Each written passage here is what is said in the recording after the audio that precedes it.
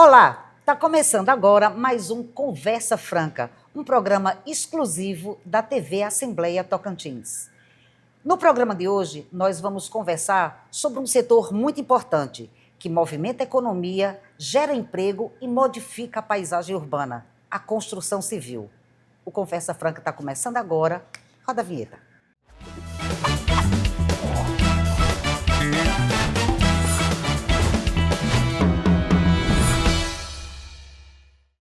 E para conversar sobre os desafios que a construção civil enfrenta aqui no Tocantins, nosso convidado de hoje é o presidente do Sindicato da Indústria da Construção Civil do Tocantins, o Sinduscon, o Bartolomeu Garcia, ou mais conhecido como Seu Bartô. E também para ajudar na entrevista, convidamos os jornalistas Luiz Pires e Vieira de Mello. E eu queria começar perguntando uma coisa. É mito ou é verdade que um dos principais desafios da construção civil é a mão de obra? Boa tarde a todos. Prazer estar aqui com vocês. Não é mito, é uma realidade. Hoje a construção civil ela sofre muito com a falta de mão de obra. Já sofreu com a mão de obra por questão de qualificação e hoje ela sofre por falta de mão de obra. Onde é que estão esses pedreiros, esses mestres, pelo amor de Deus? Porque a gente também não consegue achar um. Quando você quer fazer alguma coisa em casa, uma reforma, uma construção, nem para pequeno serviço, nem para grande serviço. Então, a gente imagina que eles estão todos trabalhando nas grandes construtoras. Se eles também não estão lá onde eles estão? É um assunto difícil da gente discutir. Eu não quero me ater muito a ele, porque vai envolver as coisas muito maiores. Mas realmente a falta, você não encontra o pessoal para trabalhar, principalmente pedreiros e ajudantes. Essa é a maior falta que nós temos hoje deles. Bartô, uma pergunta interessante. Eu tenho percebido que hoje existe na construção civil aquelas casas pré-montadas, né? Que o arquiteto desenha a casa que a gente quer, a fábrica vai lá, monta aquela coisa e chega, a gente vê que faz as coisas muito rápido, mas são, assim, eu não vejo beleza nela, porque eu gosto da coisa mais artesanal, mas está virando um padrão, as casas de pratibanda, né? A gente não usava, agora está usando, é tudo quadradinho, tudo do mesmo jeito, em todos os conjuntos habitacionais que eu conheço, desse de alto valor aquisitivo, né, nos condomínios. Isso é uma tendência porque não tem mão de obra ou é um avanço tecnológico? Não, ele é um avanço tecnológico. O que acontece é que a construção civil, de uma forma geral, ficou mais cara, bem mais cara. Tivemos aumentos sucessivos aí em materiais e a falta de mão de obra também exigiu que o funcionário recebesse bem mais alto do que ganhava. Então, o que acontece? A arquitetura, de uma forma geral, ela foi se adaptando aos entraves, às situações. E o que acontece? Ela começa a fabricar uma construção, talvez não tão bonita, apesar que os arquitetos nossos aqui estão de parabéns, eles fazem maravilhas. Mas as casas começam a se tornar exatamente o que você falou, quadradas. Todas iguais, né? Você olha no conjunto. Então nesse caso, vai aquela questão, um outro grande entrave, grande problema para a construção civil, que é o valor dos insumos, juntando a baixa oferta de mão de obra. Os dois juntos elevam muito o valor da construção, aí entra a tecnologia para tentar resolver isso. Exatamente isso. Mas você colocou dois problemas da construção civil para a alta de preços e para o custo da obra. Na verdade, são três. Você entendeu? Porque o pessoal fala muito assim, talvez a gente vá falar, estou até adiantando alguma coisa, não sei. Mas o pessoal fala, por que construção civil em Palmas é mais cara que em outros lugares? A construção civil, de uma forma geral, ela é igual praticamente no país, a não ser em lugares afastados. Macapá, Amazonas, o Acre, aí são lugares que você não consegue os insumos em curta distância, você tem que transportar muito, de muito longe. Mas, de uma forma geral aqui, do Tocantins e Sudeste, Bahia, vai descendo, a variação é algo assim em torno de 15%, 18% de um estado para outro. Porém, o custo do lote, o custo do terreno é o que encarece demais uma construção. E aqui em Palmas o custo do lote é muito alto. Pegando o gancho, Panda, nós três aqui, eu, você e o Luiz Pires, somos pioneiros aqui, o senhor também é Correto. pioneiro, né?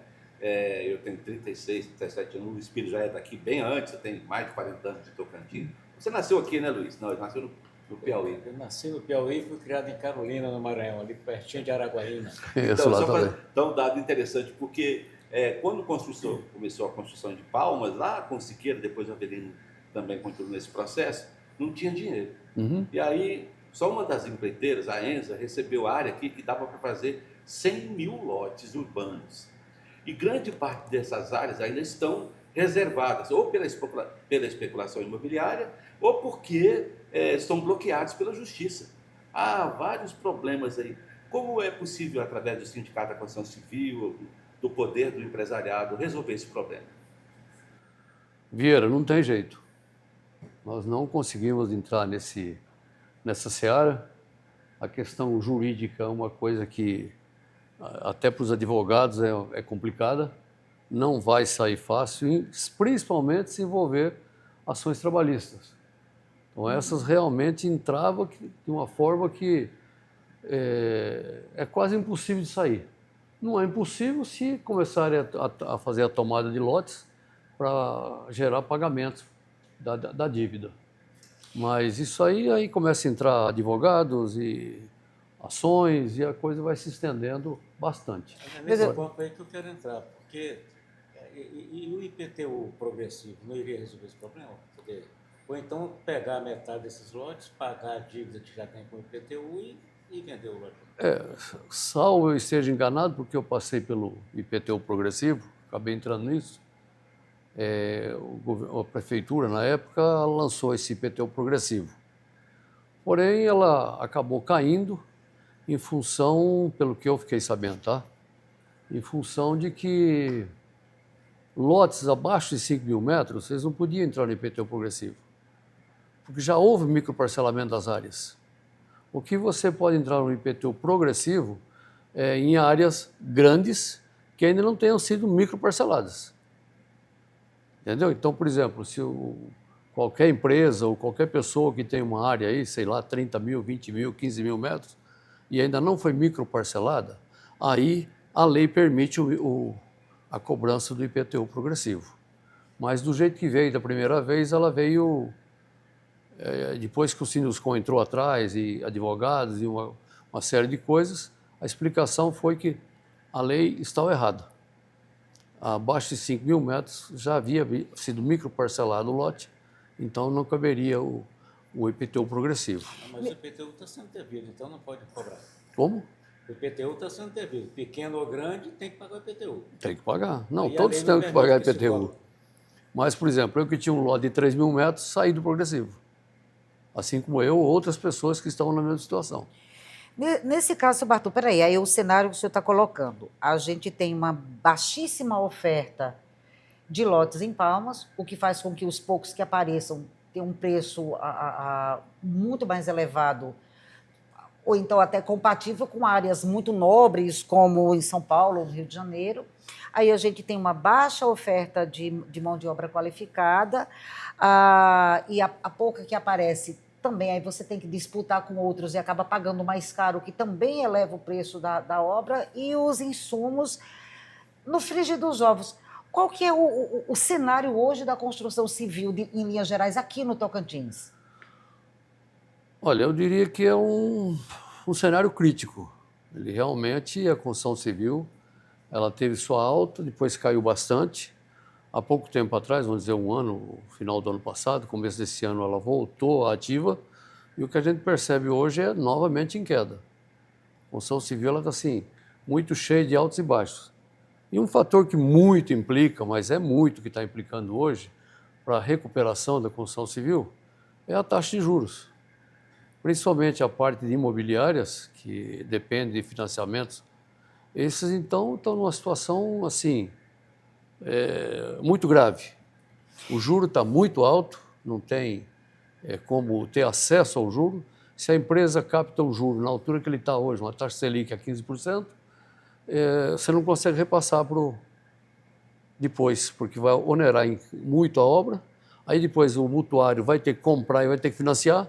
Quer dizer, É 2 vezes o valor do juro que está sendo pago, é onde vai nas nuvens. A gente vai fazer um breve intervalo agora e logo depois a gente vai descobrir por que é que o sonho da casa própria está virando um pesadelo aqui no Tocantins. A gente volta já.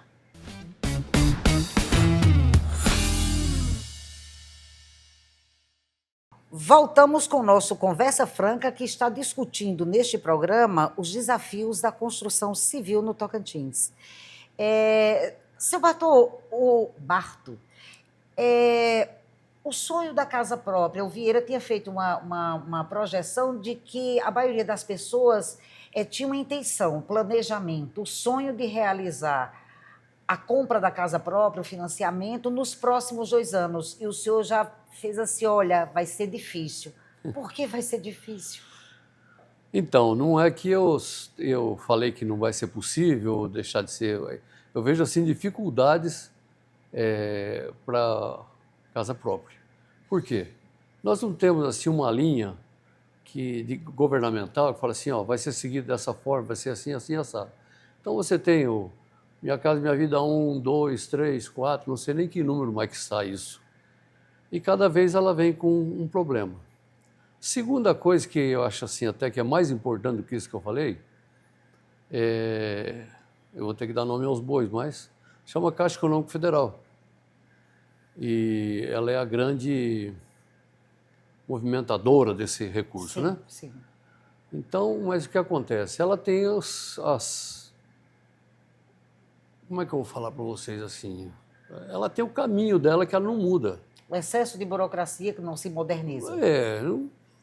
Você chegou numa coisa que eu não queria chegar, mas tudo bem. Então, o que acontece? Ela tem muitos entraves. Talvez eles sejam necessários, talvez eles não sejam tão necessários, mas eles ocorrem. Então, por exemplo, aparecem aí 3.000 casas, Vieira. Muito bem. Aparecem 5.000 interessados. Olha lá se 2.000, 1.500 vão conseguir. Porque a exigência ela é muito grande. O pior que até falando assim, que não moderniza a burocracia, porque se a gente faz uma pesquisa, você percebe que a inadimplência, os leilões, não diminui por causa desse excesso de burocracia.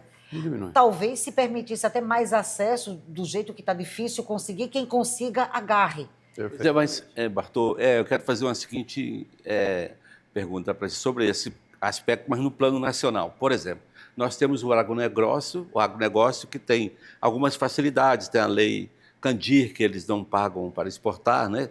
E tem juros subsidiados, e realmente trazem divisa para o país, geram riqueza, mas as estatísticas mostram que a indústria vem diminuindo sua participação no país, nós estamos virando um fazendão, né? Tecnológico, é lógico. O Brasil hoje é o maior produtor de comida do mundo, né? Mas, no entanto, eu não vejo política, isso sem exceção, o governo B, C ou D, voltada especificamente para a construção civil, com as mesmas vantagens que se oferece para o agronegócio. O que o sindicato, no plano nacional, tem feito para que haja uma virada aí, para que a construção civil, que gera muito mais emprego, distribui muito mais renda, tenha os mesmos privilégios dos produtores rurais? Sim, talvez o problema seja que a construção civil ela é muito dispersa. Você chegar em um atendimento, né? Nós somos aí, não as empresas, mas sim os interessados. São milhares e milhares. No país inteiro, um absurdo de pessoas procurando moradia. Se nós temos no Tocantins aqui uma defasagem, algo em torno de 14, 15 mil moradias, aí você imagina a nível de país como é que isso não vai ficar. Então, para você fazer políticas públicas de como gerar renda, de como distribuir esse dinheiro, de como você vai dar incentivos, é um pouco mais difícil do que você ter, talvez, não vou falar um absurdo, né? Meia dúzia de pessoas como o agro. Quer dizer, meia dúzia, um modo de falar. Sim. E são milhares também, né? Mas não chega nem aos pés da quantidade que nós temos de... Mas quer dizer que não tem a bancada da construção civil, né? Nós temos a bancada do agro, a bancada tal, B, C ou D. Não estou falando mal, isso é deles, o interesse. Quem quer se organiza e busca, né? Realmente é isso. Existe a bancada também da construção civil, mas a construção civil, de uma forma geral, ela é muito variada. Ela tem muitas variações. O Minha Casa Minha Vida é um segmento gigantesco para poucos. Por exemplo, você pega hoje aqui, quantas empresas que fazem Minha Casa Minha Vida tem no estado do Tocantins? Se a gente tirar as que vieram de fora, tem 2. Você entendeu? Então fica na mão de poucos uma quantidade grande. Não que esteja errado isso, não é por aí. Eu digo aqui, tem muita coisa para ser oferecida, mas que podia ter outro caminhamento. Mas aí nós voltamos à Caixa. Você não consegue, o que eles chamam, jericar uma empresa hoje na Caixa, é coisa de louco. Nós tivemos aí com o governo do Estado, ano passado, ano retrasado, que o Estado queria implementar Minha Casa Minha Vida estadual. Ótimo, beleza. Onde vai ser implantado? No estado inteiro. Falei, pode parar. Pode parar. Mas por que pode parar? Não tem como construir. Não tem como construir. Vou dar um exemplo qualquer, Xambioá. Qual a empresa que vai lá em Xambioá fazer 5 casas? 10 casas? Você não vai comportar mais do que 20. Então, você não tem uma empresa dedicada na Caixa, que tem todo um processo, que são empresas grandes, vai construir 5, 10, 15 casas em Xambioá. Então, isso cria um entrave, isso é um problema.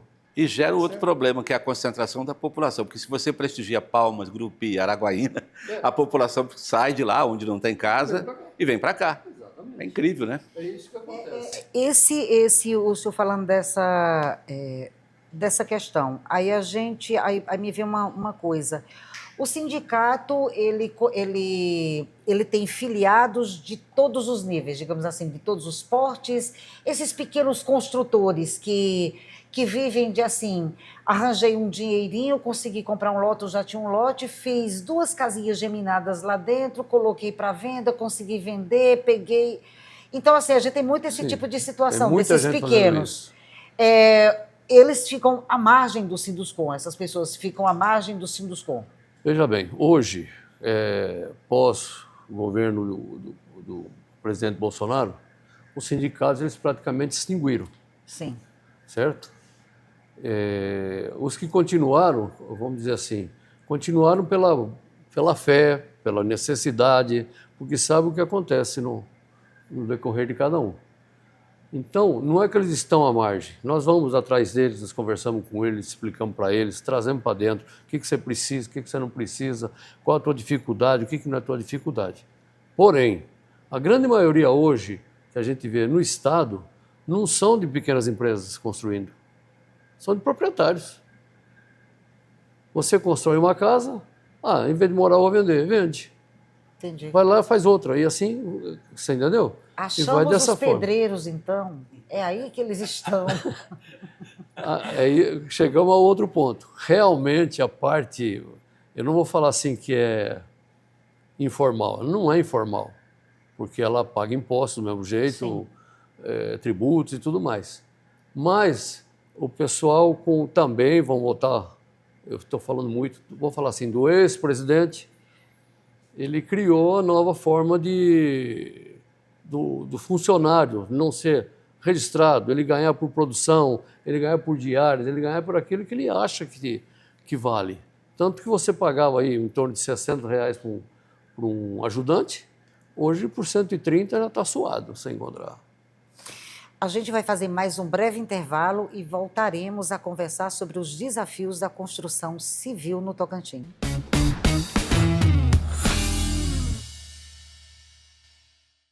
E estamos de volta com Conversa Franca, abordando os desafios da construção civil no Tocantins.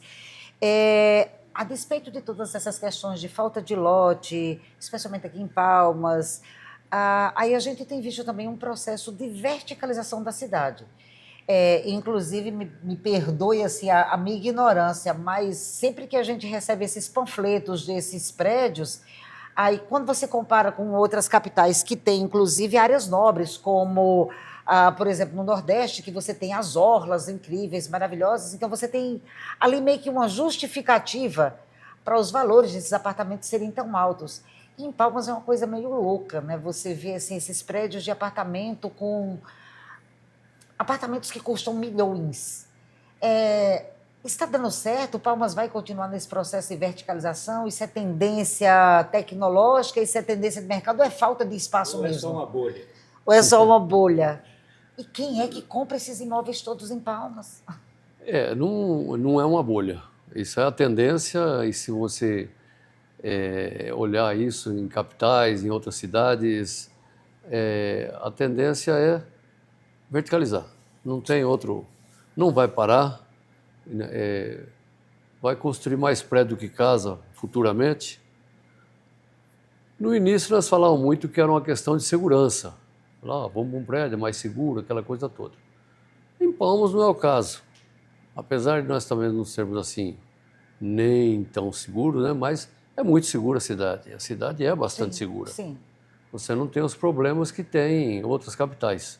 Graças a Deus, então é um lugar que você pode sair à noite, às vezes você esquece a casa aberta e volta, está normal. Então, mas a verticalização, ela veio... A questão da bolha que eu falo não é verticalização. Sim. Esses preços altos. Esses valores. Tá. De rico, aí, vamos dizer assim. Mas veja bem, você tem os valores de ricos e tem os valores mais baixos, tá certo? Como eu falei, a construção civil de uma forma geral ela ficou cara. Então, você fala assim, vou comprar um apartamento de 200 mil, minha casa, minha vida custa isso. Você entendeu? Então, você não vai. Se você procurar uma casa pequena, aí 80 metros, 90 metros, vai te custar 400, 450 mil, Isso fácil. entra naquela questão que o senhor falou, que a falta de disponibilidade de lotes, então, no caso, o apartamento, ele resolve parte disso. Eu queria colocar mais um adendo aí, porque eu sou dono de casa, certo? Lá em casa a gente não tem ajudante. Muito raramente se consegue uma pessoa para ajudar a limpar a casa. Minha casa tem 360 metros quadrados. Eu sou um privilegiado. Moro na 108 Sul, bairro pioneiro. Todo mundo está mudando para os apartamentos. Não só pela questão de segurança, pela praticidade. Segurança pesa, praticidade. E eu vejo também que está acontecendo aqui, que está acontecendo em São Paulo, aqueles apartamentos tipo escritório. É um quarto, ali tem a cozinha, tudo montado, e tem muita gente que tem filhos aqui, que estudam aqui, desses investidores que estão aí na área do agro, que mudou para cá. Porque aqui tem tudo, tem universidade, tem atendimento na área de serviço qualificado, a cidade é bem arrumada, então muita gente chegando aqui. Talvez explique, primeiro, a praticidade, a segurança e o crescimento econômico, não só de Palmas, mas da região do entorno de Palmas. Penso eu, não seria isso? Sim. E continuando nisso ainda, você entrou no assunto e depois não continuou. Você não vai continuar. Porque eu sou dono de casa? Não. É que você não tem um ajudante na casa. Ah, claro. Esse é um fator que pega, principalmente para as mulheres. Em casas grandes ninguém mais quer. Quanto menor e mais compacta, melhor. Falando no ajudante, no profissional, vamos voltar. Eu me lembro que na década de 70, 80, o próprio governo federal, nas escolas, nos colégios, tinha a formação de mão de obra. Sim. E agora você não vê mais nem na FIET, e nem nos colégios, nem nas escolas. Nem... Mas se não fizer formar mão de obra, como é que vai ter? E no caso aí da dona, como é que vai ter também não existe mais. Não. Hoje em dia, veja bem, vou voltar para a área da construção civil. Hoje em dia, o que acontece andaram me indagando, falou, mas as empresas não tinham que qualificar pessoas? Aí eu até fiz uma brincadeira, depois falei, não devia ter falado, mas sim, as empresas devem qualificar pessoas. Se vocês me trouxerem as pessoas, não vão qualificar. Então, esse é o problema do país.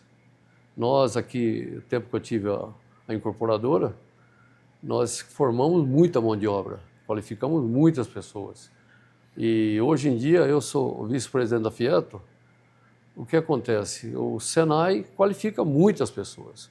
Nós damos curso de pedreiro, de servente, de armador, de energia, de trabalho em altura, tem tudo que você possa imaginar.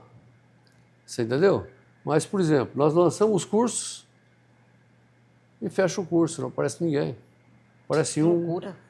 Aparece um, aparece dois dias depois não aparece nenhum. Mas não seria uma política de governo, né? Porque, por exemplo, você vê um planejamento estratégico na China, eles planejam para 50 anos. Mas aí por que não aparece?